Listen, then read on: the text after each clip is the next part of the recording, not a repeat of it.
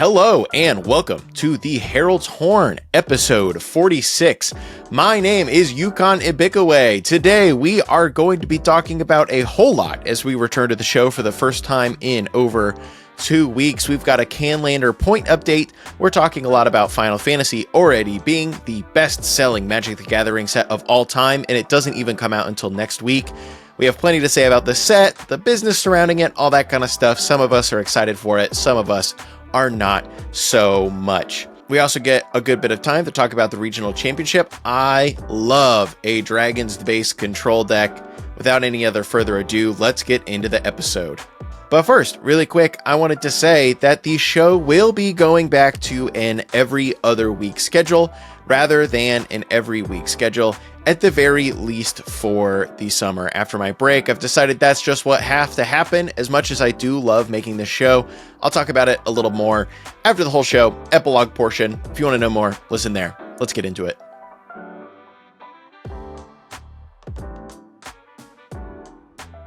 All right, now that Dan's typing, we're going to start. Hello, it's time for the Herald's Horn, part of the One Shot Network. My name is Cal Jones, and today I'm joined by the wonderful Emma. Say hello, Emma. I saw a wiener dog today. We are also joined by Dan. Say hello, Dan. I like this new addition to the opening. I have seen 0 dogs today. Dog report on my end. No dogs. Unfortunate. I have seen 1 dog today. We popped by our friend's house this afternoon because they had baked cookies. You could tell we live a very work from home / graduated just 2 weeks ago grad student lifestyle. Popping by the friend's house on a Monday afternoon, and they have a dog. His name's Happy. He's very cute. What kind of dog?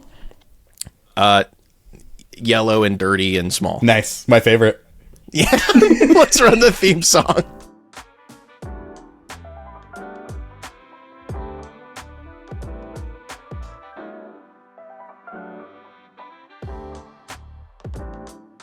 And welcome back. As always, we are going to jump directly into the news, but first I'm going to thank our patrons over at home. We have a new patron since our last episode.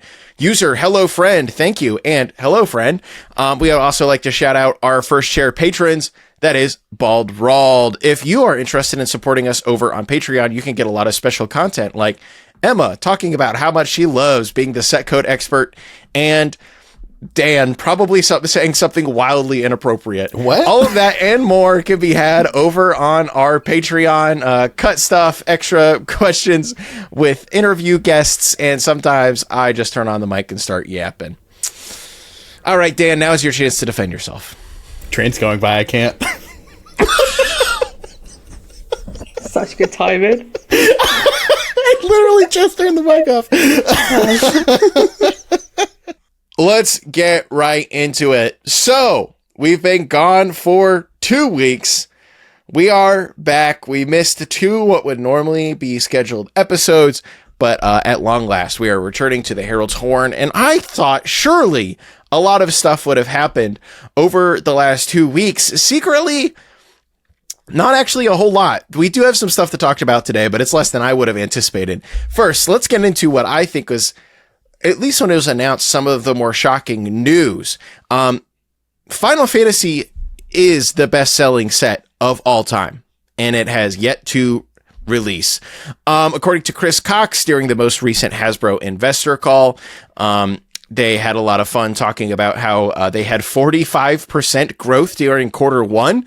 I personally would point to great stuff like a great set like Tarkir Dragonstorm for things like that. But then they also said they were very optimistic about Q2 growth because even though it hadn't released yet, thanks to pre-sales alone, Final Fantasy will have already been the best-selling set of all time. And obviously that number will only go up as normal, real amounts of products then continue to get into stores. Yeah, I was going to say, it's not even that it hasn't been released at the time this statement is made. There have been so few cards that had even been spoiled yet. I think, like, relatively none. Yes, this happened. This announcement was before we actually got into the meat of spoiler season, which at time of recording has only been going on a couple days. At the time, I know we had seen a couple cards like the Commander face cards and a few other bits and bobs they had spoiled over time, like some of the cards with alternate cool treatments on the first look. We saw some first look cards, but pre-sales went crazy, I think, just based off of the promise of a Final Fantasy Magic the Gathering set.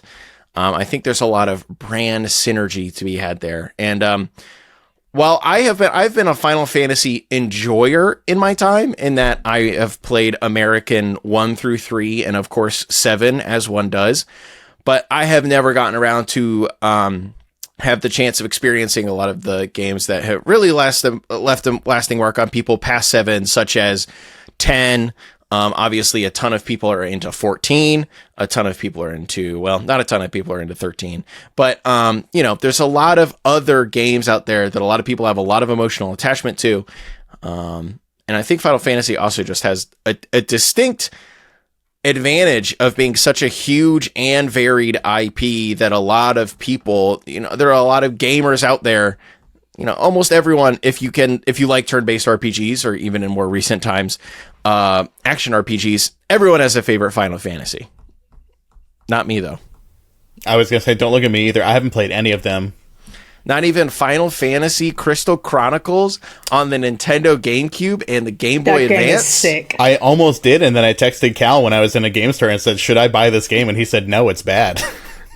I thought it was sick. I loved it when it first came out. My entire experience with that game is that Murph and I did try to play it with another guy from the Game Zone.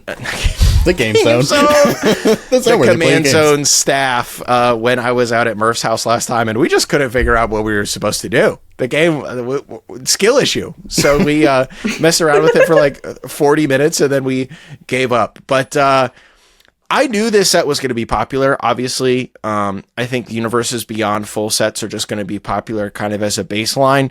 And I think this does also kind of point to, at least from a marketing and sales perspective, the power that Universes Beyond has, in that a lot of Magic sets, a lot of people, a lot of invested fans may get excited based on, oh, here's the plane we're going to. But I would guess that, Tarkir, knowing that Tarkir Dragonstorm was on Tarkir, can only fuel so many pre-orders more than an unspoiled Murders at Karlov Manor.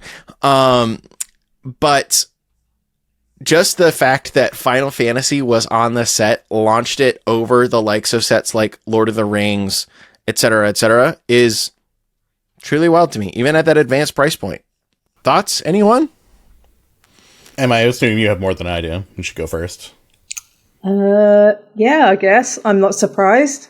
It's the best-selling set. It was, to me, it was always going to be the best-selling set of all time. It's impressive considering Wizards' first look for Final Fantasy happened on February 18th, and that is, halfway through Q1? So you've had 6 weeks since Q1 ended, when that set came out, or when that set was pre-ordered, that it just became the best-selling set of all time. That is the kind of time frame we're working with here. So clearly this set is going to make a ton of money. Already done that.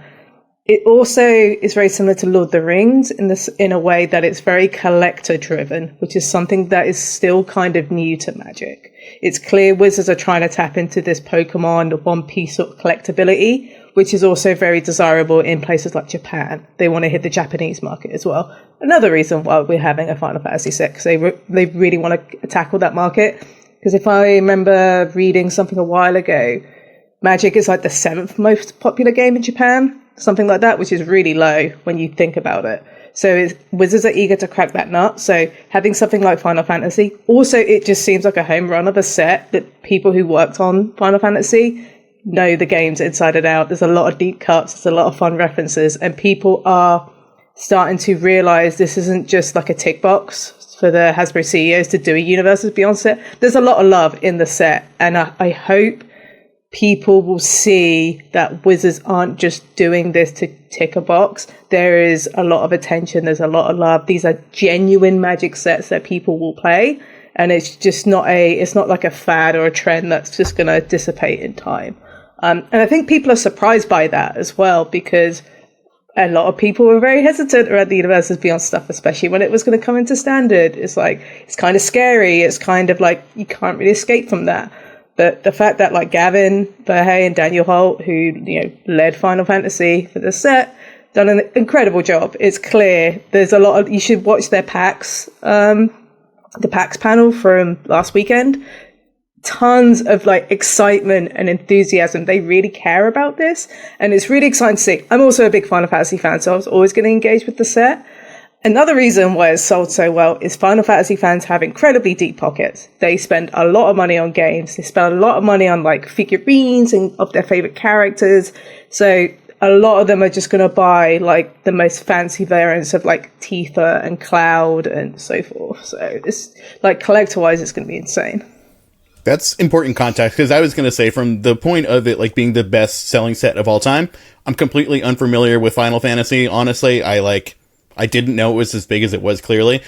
Completely unfamiliar with its game. Had no idea that this was going to happen. But from seeing the cards that have come out and seeing people's reactions to them, it seems like you said, they have paid a lot of attention to the cards and how they work and the artworks that they're putting on things. The fans of it seem to be extremely pleased with the execution of it, which is great. I mean, it's exactly what you want. And like you said, yeah, it's not just that they're checking off the boxes, because it could be so easy to just be like, yeah, you slap the Chocobo on something, everyone goes wild, and call it a end of day. But yeah, these are like really worthwhile cards and sets for the people who love them, which I'm excited to see, because like, as a person who's not excited I'm not excited about Final Fantasy. I'm not excited about the Spider-Man set, but I know once they get back to another set that I am going to enjoy, like, we ever get like the Fallout set or something cool like that, or no, we've already had the Fallout set, or get something, like a Dead Space or something like that, I would go absolutely ape for that. I know they would treat it well, so that's cool. I'm just looking at the full spoiler right now for the first time.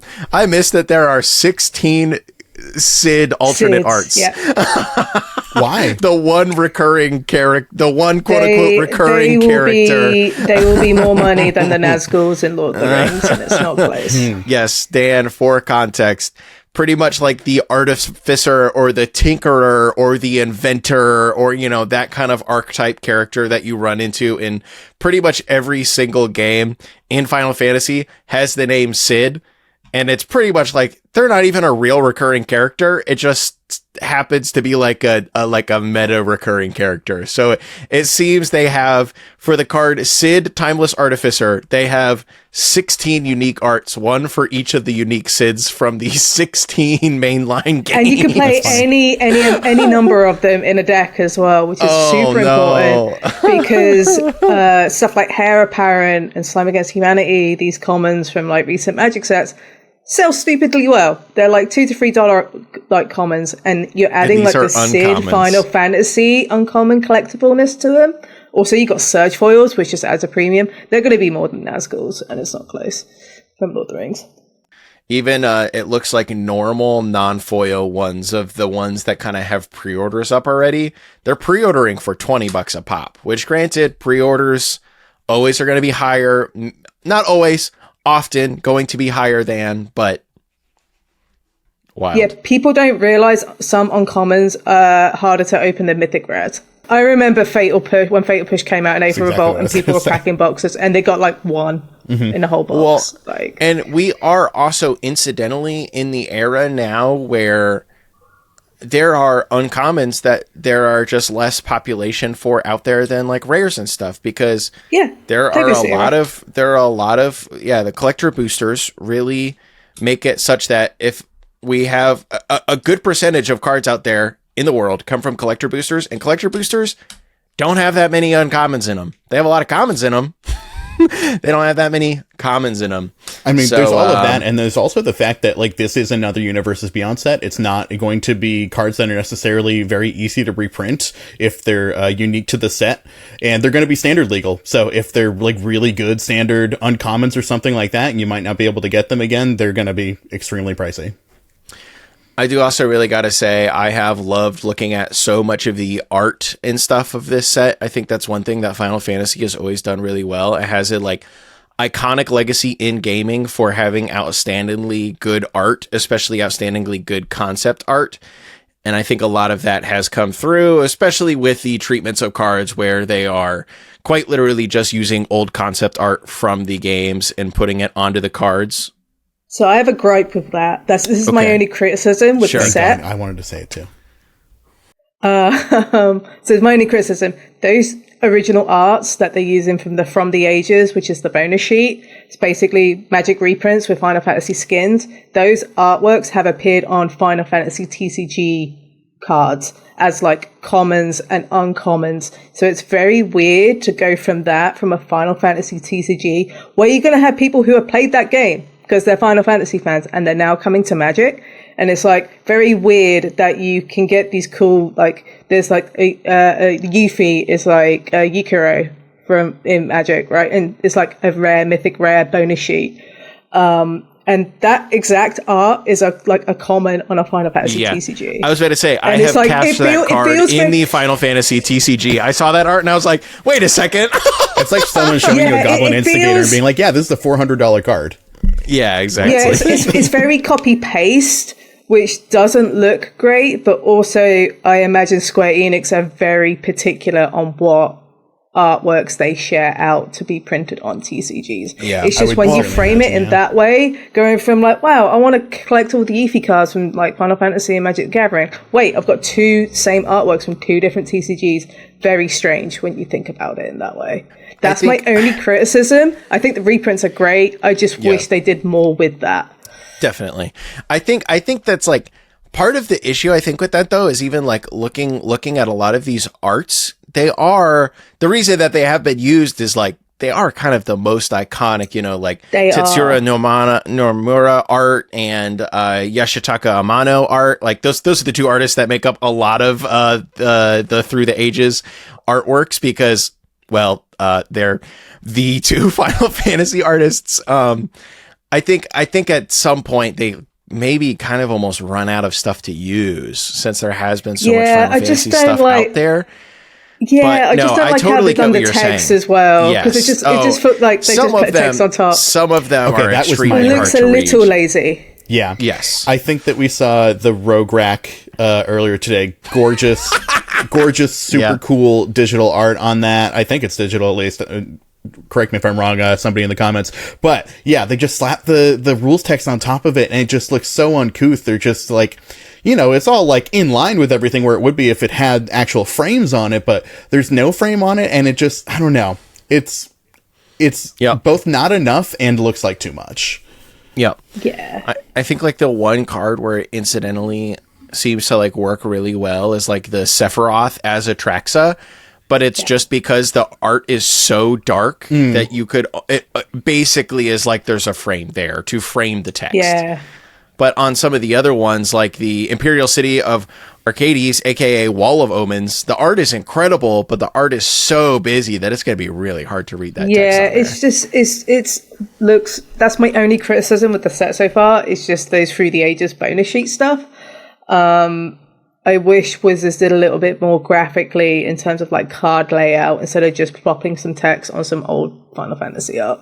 Especially when we've been exploring so many interesting frames. Square Enix might have wanted that as well. That's something they could have just wanted as well because there's two like pies involved here. I do think the kicker is that like specifically when it comes to like Yoshitaka Amano art, I imagine that both both Square Enix and Wizards of the Coast were like tripping over themselves to use as much of it as they possibly could. I mean, like it's way less, there's a reason that like the Yoshitaka Amano Liliana War of the Spark foil is like $1,300, right? In part, it's because it is rare.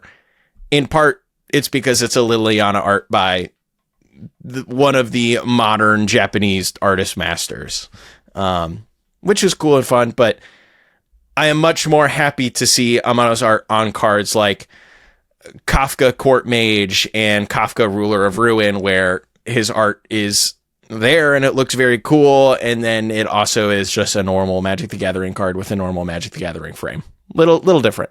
Emma, I hereby concede your complaint as legitimate. Thank you. Just what every woman needs is her colleagues' approval. Such a nice host. Introducing a new segment to the show where Emma and Dan can bring a complaint, and then I have to judge if it's worthy or not. Is this like actually, but complaintsy? It's more like Judge Judy. He's going to be a real bitch. I need my bailiff. Who's going to be my bailiff? Mac for sure. Mac the bailiff. Yeah. No, Emma will also be the bailiff while being judged at the same time. How is that possible? Emma, bring in the next victim. It's you. The next victim. Wow. Yeah. They should say that on Judge Judy. We're talking about Judge Judy. Come on. Bring out my next victim. It's just a show about her roasting people. I was gonna say, is this like a sacrificial like cult or something? Or yeah, they really changed up the premise of Judge Judy in season 20. Anyways, all of that to say, definitely some quibbles to be had with the Final Fantasy set, all the way down to the fact that it is a Universes Beyond set that is going to be legal and standard, but we have beaten that horse to death and beyond on this show at this time. But absolutely crazy that I'm not surprised that it's a good set. Like Emma was kind of saying, not really surprised that it's a good set. I am surprised at how good of a set it is, if that makes sense. Like, everything I've seen has really impressed me. Little bit pushed. Yes, yeah, Tiny bit pushed, which is what you expect. But a little bit pushed. Looking forward to Skirmish Rhino versus Kafka, standard matches for the next 2 years. I think it'll be a great time for everyone. But all of that to say, I'm interested to see what the sales graph looks like now that we've actually seen cards, and a lot of the cards are really cool, in addition to this just being a Final Fantasy Magic set. We'll see what happens. There's been a lot of finance spec due to some of the legends already, and it's like really interesting to see, and it's like, so that's why Blazing Shell spiked. It's because of Vivi and all this stuff. Personally, I will be playing my new commander deck, Mog, Moogle Warrior. Mog is great. I'll be playing Sephiroth. I want to play Kafka, actually. I want to build a Grixis Kafka deck, because Kafka's like one of my favorite characters in Final Fantasy. That's the entry of Discord one? I've yet to build like a Grixis deck in Magic, so... Sure. I also want to do Vivi, but I know Vivi's going to be really expensive because it's got that CDH slant in terms of power level, and I just know the car's going to be expensive, and all like the cars around it are going to be expensive, so I might hold off on that one for a little bit. What does Vivi do?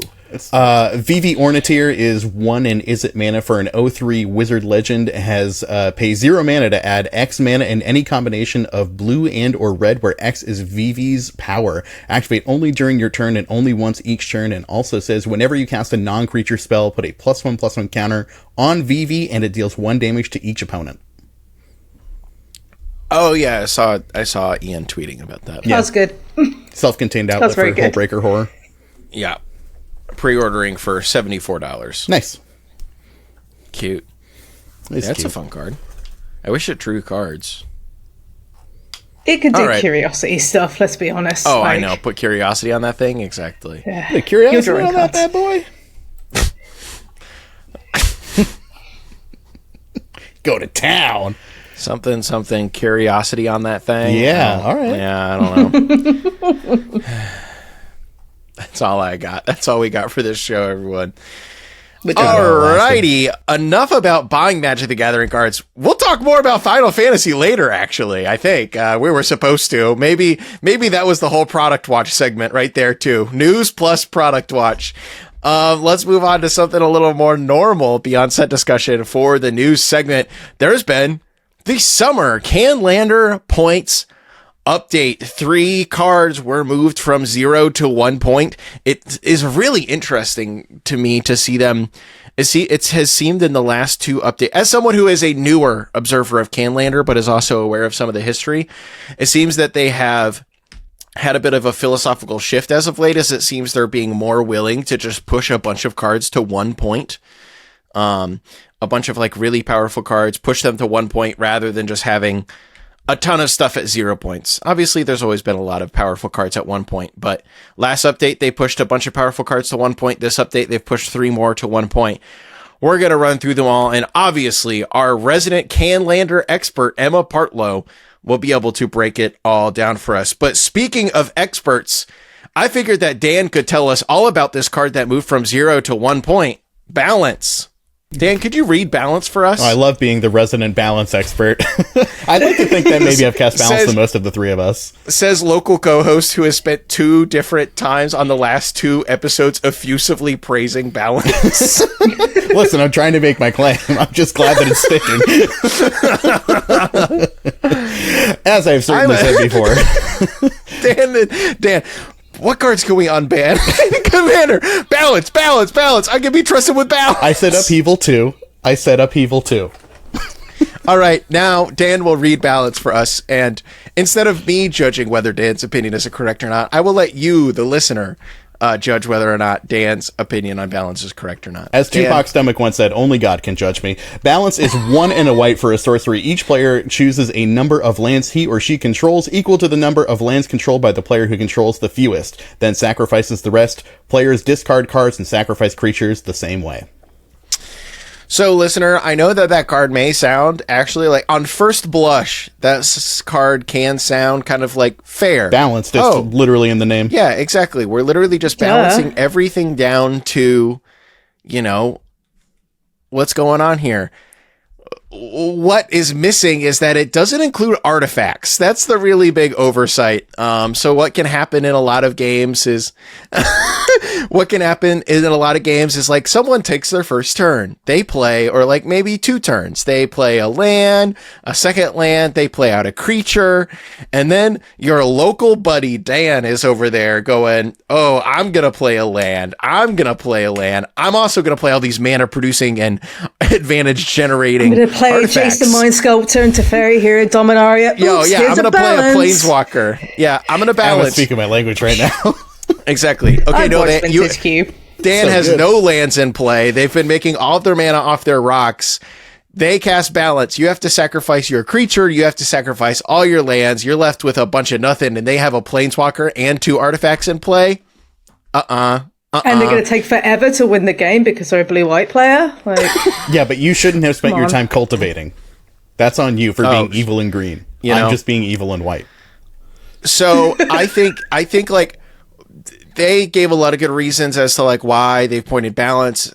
Obviously, it's extremely powerful. It used to be pointed, and then they took it off of the point list. I think it was 2 years ago.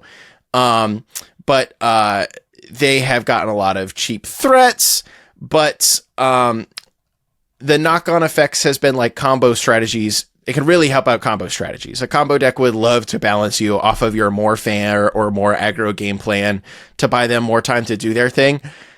Not to shout out my good friend Murph here, but I think Murph's reaction to this point change may kind of sum up what is wrong with balance not being a point. Not Pog. My Reanimator deck now has 11 points. Big sad. And then I was like, oh, what if these pointed cards could be in a Reanimator deck? Obviously, Merchant Scroll, right? We haven't gotten there yet. He was like, no, it's balance. Why is a Reanimator deck playing balance? To discard your monster. It's fair. I don't need it in my hand. I can't cast it. But I can reanimate I forgot that part of balance too, because the guy who's played out all their artifacts definitely have like 4 less cards in hand than you do. Yeah. Oh, brother. All right. Excuse me. The next card up on the list for pointing from 0 to 1 is Nadu Winged Wisdom. Emma, can you read that one for us? Yeah, it does a lot of stuff, and it got banned in Modern, and then it got banned in Commander. Now it's pointed in Canadian Highlander. But if you don't know what Nadu does, it's a 3/4 with flying for 1 generic green and a blue, and it says, creatures you control have, whenever this creature becomes target of a spell or ability, reveal the top card of your library. If it's a land card, put it onto the battlefield. Otherwise, put it into your hand. This triggers only twice each turn. No, it triggers for twice for each creature in play, not just Nadu. Card's kind of messed up. And the bird can't catch a break, apparently. It's just getting capped everywhere in every format. We've talked about Nadu a lot on the show before, but it is very specifically broken with like 1 artifact Shuko. It costs 1, and then it has an equip cost of 0. There's like a breakfast deck in Canlander that uses Nadu, and it gets really game action heavy, I think is the best way to put it. So it just takes up a lot of time. And it's I just an haven't played extremely against it in powerful Canlander, effect. but yeah, extremely powerful. Should have not have made it outside of Wizards of the Coast head office. Like, let's be honest. And it's just like, yeah, it needs to be pointed. It's kind of obnoxious, and it just creates this really unfortunate play pattern that we've seen in Modern, we've seen in Commander, and I think that just applies here. Yeah, definitely makes a lot of sense. It's just a dang good, powerful card, and especially in an environment like Canlander, where your restrictions are kind of actually just like, okay, how well does this fit my game plan, or can I cast this with my mana? Especially since a lot of the green decks already just like get to play creature tutors and stuff and are a lot of creature combo heavy. It feels kind of, a lot of those decks, it's probably just like free for them to throw in Nadu as a 99th card or whatever. Right. It's like you don't have to do the buster stuff with Nadu. If you're flipping like a couple of lands, you've got its rate, like most of the time. Also worth noting, as a Saga is now pointed, which would get Shuko in this instance as well. So Gross. just making that little Nadu package a little, but Suddenly you have to like actually 2 pay a points cost now. for it. Yeah. It's good, especially when all the boxes are like you play all them as well in these starter decks, because. But like you said, it's you don't even have to be playing it to its full potential. You don't have to have Shuko. If you're just attaching lightning grease to it, is also 0 mana. But if you're attaching like Skull Clamp to it, Umazawa Jite, just getting those triggers is just free money all day. So, Silver Safekeeper. Like, yeah. Mm-hmm. I think that's the thing that is. I think that is like the thing that is overlooked about Nadu a lot. Like, yeah, there's the busted use case of Shuko. And then there are so many other use cases where even if your Nadu is triggering like once or twice per turn, that's still so much value. A 3/4 flyer that so draws quickly. 2 cards for 3 mana, incredible if you get no other use out of it. And you're in like the best colors as well. Mm-hmm. Like Canlander's full of like 3-4 color piles. Green blue is like a really good one just to have like as a splash. And our final card here is Merchant Scroll, also moving from 0 to 1 point. I will read it here in a second. It also was a card that previously was pointed and then came off the point list. Oh, it was last year. They removed it from the point list. They knew that it would be really good for decks like Flash and Ancestral Recall to have. But it's a staple in every single deck's that is good because it goes and gets the best cards in the format. Merchant Scroll is 1 and a blue. It is a sorcery. Search your library for a blue instant card, reveal that card, put it into your hand. Many of the best decks in Canlander, like the best of the best, they would love to go and get themselves Flash. They would love and go grab an Ancestral. Time Walk. Maybe even Intuition or Gifts Ungiven or what have you. If only Tinker was an instant, right? Yeah, I was going to say only notice that Time Walk is a sorcery, but... Oh, brother! Yeah, real-time correction. I thought it was an instant. Nope. That Time Walk was an instant? Yeah, can you imagine? Well, I'd be going to interrupt. Can you imagine the feeling, bro? But, exactly, there's a lot of really strong blue cards in the format that Merchant Scroll can go and get. Not surprised to see such a powerful tutor, because it is a direct-to-hand tutor, which in blue instant is not that much of a restriction when you can get stuff like Flash, can get stuff like Ancestral. Counter magic. Mm-hmm. Yep. Yeah, and like Emma said, lots of decks are 4-color piles, but if you're in one of the more restricted color decks, Merchant Scroll is one of the better options for blue tutors.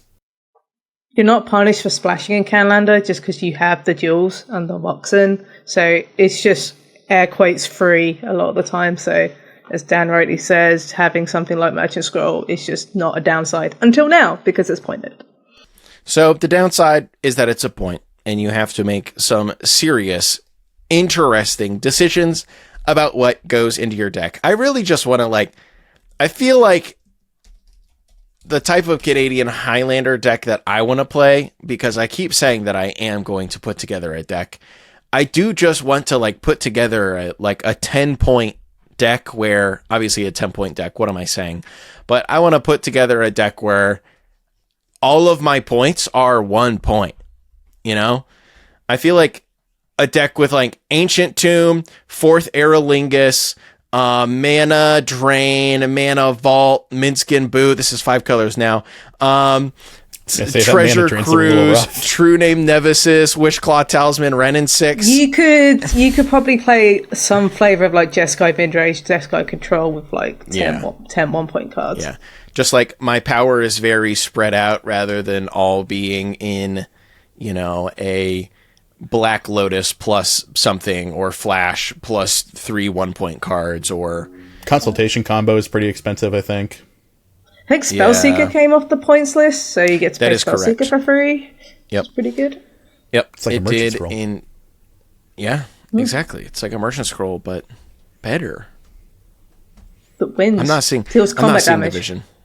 Exactly. Honestly, I see no problem with this. Ancestral Recall, still the most expensive card on the list with 8 points.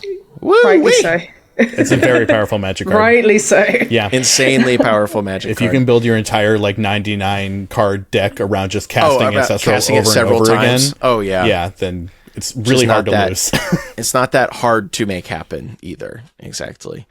So I think the thing I would actually miss out the most by playing like 10 1-pointers is it would suck to miss out on 1 or 2 Moxes. The Moxes are so powerful, while still only, quote unquote, being 3 points. So, but fun to see the format continue to change and evolve, and it is good at least that like the crew is willing to take chances, obviously, because 2 of these cards are cards that were pointed before last year and 2 years ago, and no longer are pointed, and now are pointed. So hey, at least they took the risk of unpointing balance. They also, during this update, committed to expanding the Canadian Highlander Council, specifically with the goal of incorporating some international rep. Canadian Highlander, it's in the name.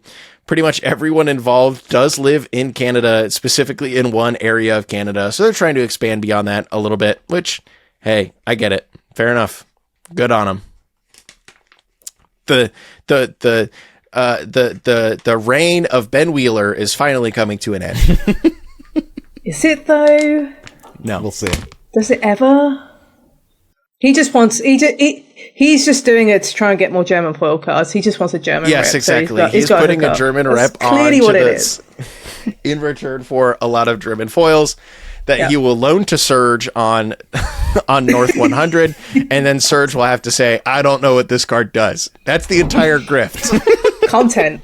I was going to say, it's worth a comment. That's worth a comment. All right. Speaking of sections that get us lots of comments, let's move on to the Constructed Corner. Minneapolis Regional Championship. Yet another regional championship. So fun having 2 per season in the United States here. Happened nice. while we were off the air. Casey Miller, an all-timer control player, took it down playing, Jeskai Control. A lot of people anticipated rightly that Izzet Prowess was all set to take down this event. And it's true, the field was 33% Izzet Prowess, and day 2 field was almost 36% Izzet Prowess. That deck sure does love Corey Steelcutter, huh? It's a damn good card. It's a very good card. Casey's deck was really cool. It had a lot of removal spells. The deck that gets to play like 4 stock up and be extremely happy about it. And it got to play some cool cards from from Tarkir Dragonstorm, including Meringue River Regent. I liked the inclusion of Roiling Dragonstorm. I looked at that card and it made me so happy.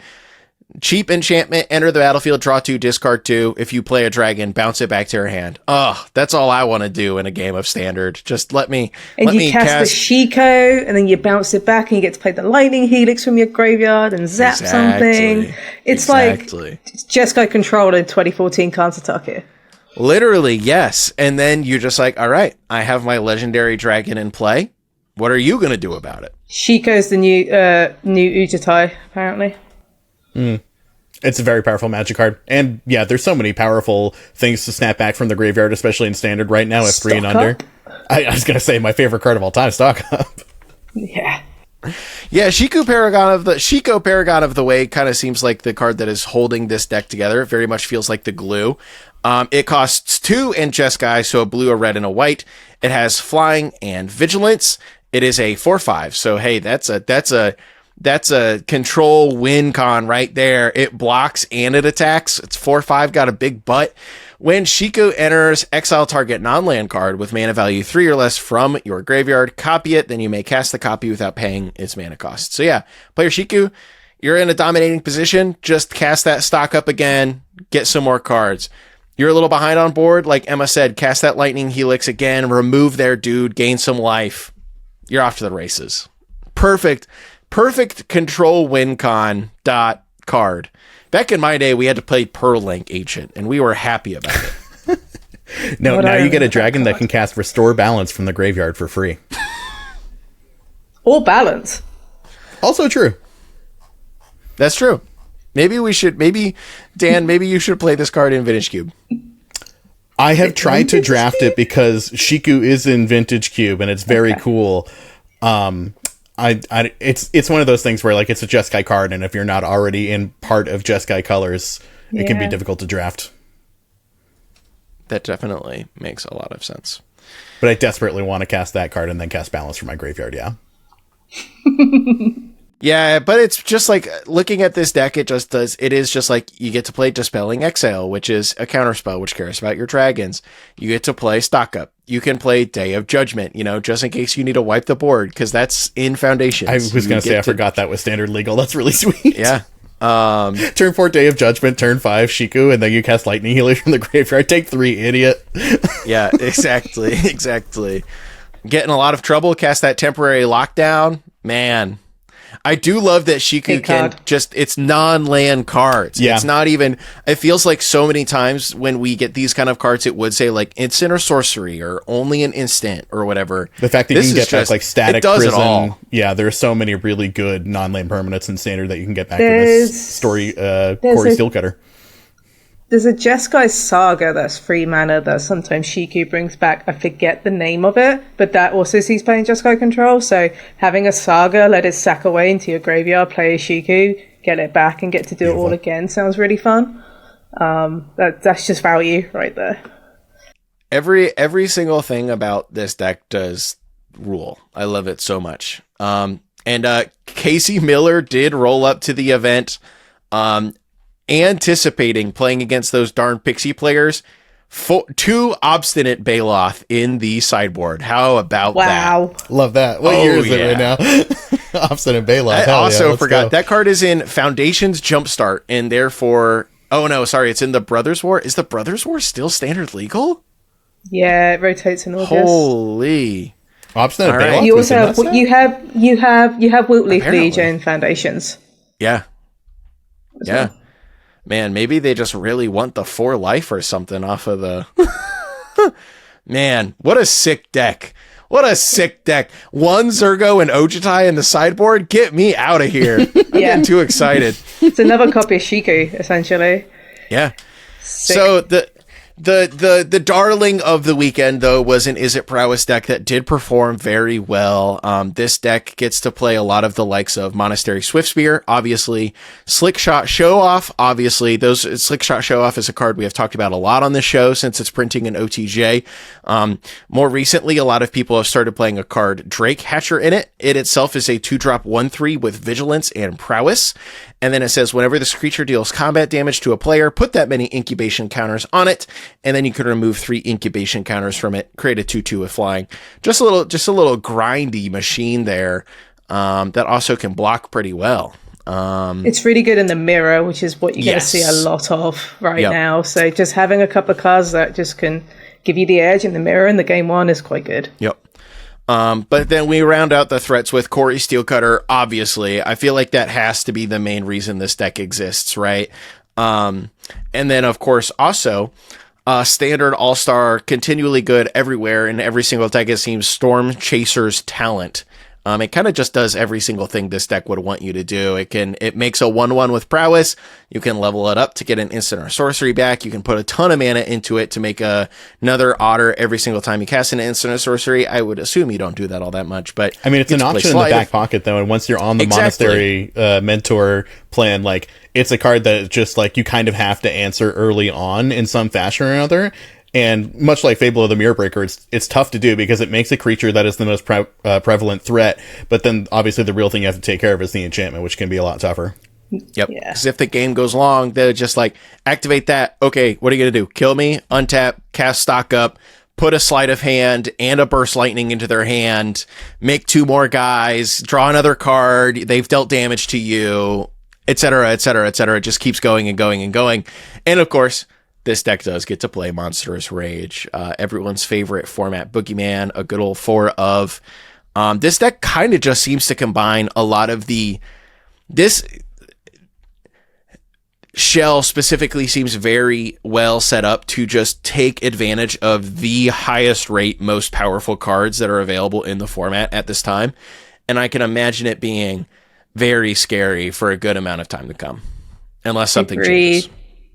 You also have Into the Floodmoor, which is a card that's been seeing a lot of play because it's really good at bouncing Corey Steelcutters. It's really good at bouncing the tokens.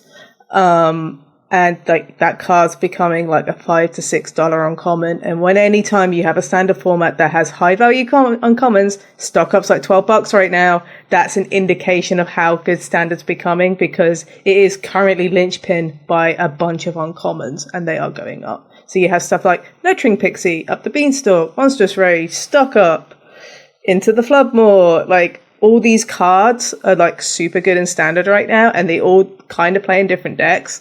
And it's just really cool that uncommons are, like, linchpinning Standard in that way. Sure, Corey Steelcutter is, like, a big deal, but look at, like, it's Stock Up does a lot here as well, for example. And it's not even just in Standard. These are multi-format all-stars. Stock Up is seeing huge amounts of play in Legacy and Vintage.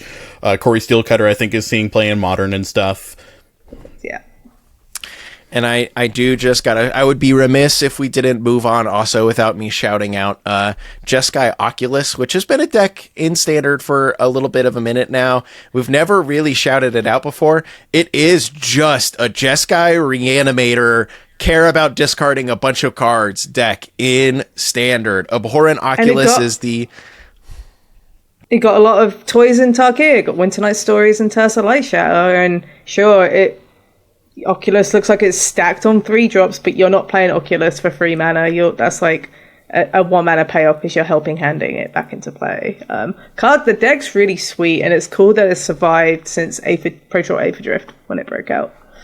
Yep. It turns out reanimating Abhorrent Oculus is really good. A 5/5 flyer that also just puts a ton of 2/2s into play for you that also could maybe flip into other stuff. Thumbs up. Sign me up. Does that while also fueling the graveyard for more Abhorrent Oculuses. Exactly. Gross. Ew. Which, man, if you put a card into your graveyard off of Abhorrent Oculus, does that trigger a Marauding Mako? No, you're not discarding the card. Dang. Unlucky. That's just not what it does. The card's still great, though. Like, let's be honest. Unlucky. They should have made it whenever you put a card into your graveyard from anywhere. Then maybe Marauding Mako would have been playable. It's very unlucky that my refrigerator is not also a private jet.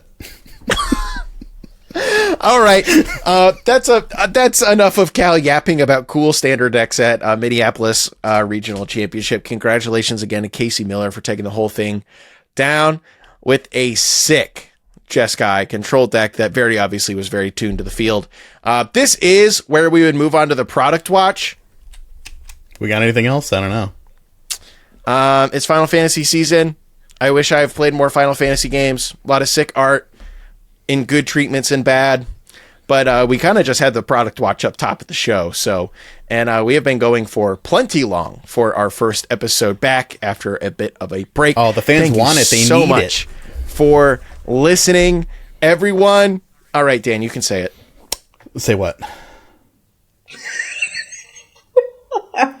The thing I just said? Yeah. The fans want it. They need it. Are you going to fit that in somewhere? No, that's... I don't know. no. What are you asking me? Never mind. Okay.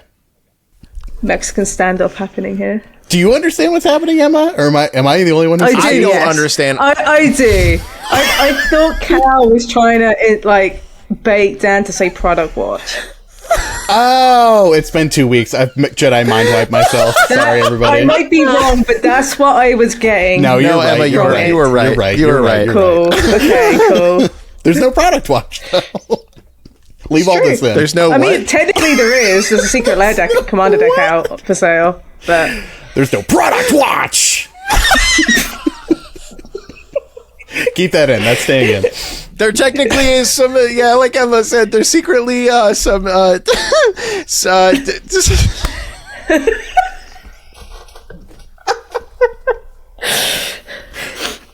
I was so incredulous. What do you want me to there's say? some Secret Lair products. I don't care about Secret Lair products. Final Fantasy is here, baby. That's all we have for this episode. As always, Emma and Dan, do you have anything else to share with our listeners before we go? Emma, you first.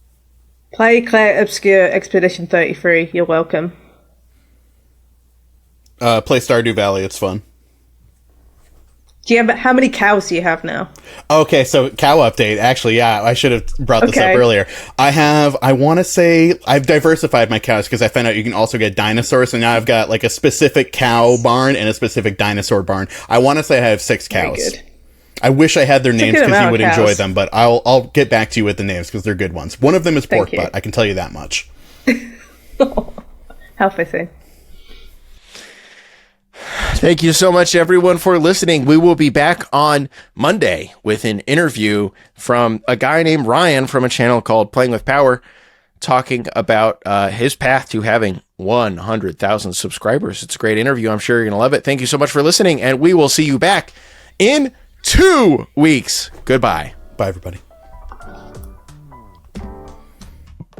Thank you so much for listening. The show is hosted, edited, produced, all that kind of fun stuff by me, Callahan Jones. The co-hosts are Emma Partlow, Dan, better known as Moderately Anonymous MTG, and Lexi, better known as Black Girl Mage. Yep, I do a lot of the heavy lifting on this show, and I have gotten only more and more busy as time has gone on. I do love making this show, but it is still a lot of work, and it is definitely a passion project.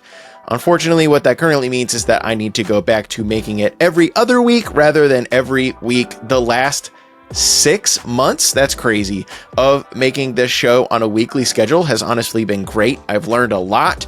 I've gotten to learn especially a lot about video editing. Got to have a lot of fun with my friends. But for the time being, we are just going to be going back to every other Thursday with an interview coming out every other Monday as well. Thank you so much for listening, supporting, all that kind of fun stuff.